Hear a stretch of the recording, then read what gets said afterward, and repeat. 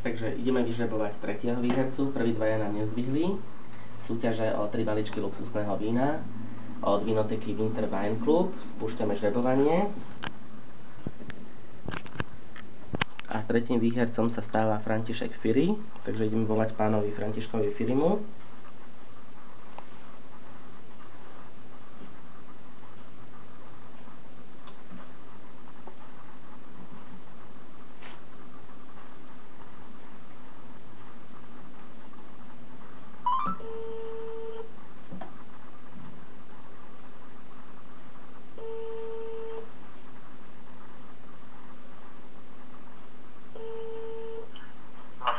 Dobrý deň, prajem Martin Dorčák z portálu Vyhrávam.sk. Hovorím s pánom Františkom Firim.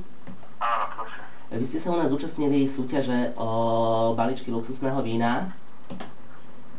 Jakého? O balíčky luxusného vína na portáli Vyhrávam.sk.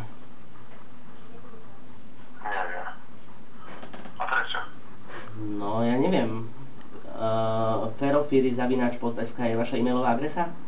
Áno. Tak je možné, že vás... Tak je možné... A nezúčastňovali ste sa súťaže?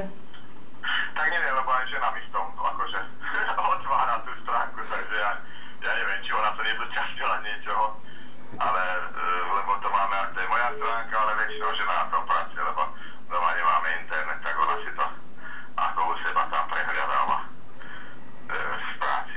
To možná, že sa zúčastnila ako ona. Tak sa zúčastnila asi pod vaším menom a my sme vás vyžrebovali. Áno. Takže vyhrali ste balíček luxusného vína od vinotéky Winter Wine Club. Vy ste z Bratislavy? Nie, z Komárna. Tak vám to potom pošleme na adresu, pošleme vám mail a vy nám potom späť pošlite adresu poštovú, na ktorú vám to máme poslať. Čo môžem vám nadiktovať adresu? Cez mail to vybavíme, bude to jednoduchšie. Cez mail, dobre, tak zase musím Benu poprosiť, dobre.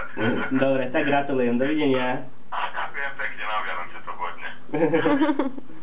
Ďakujem pekne, do počutia. Do počutia.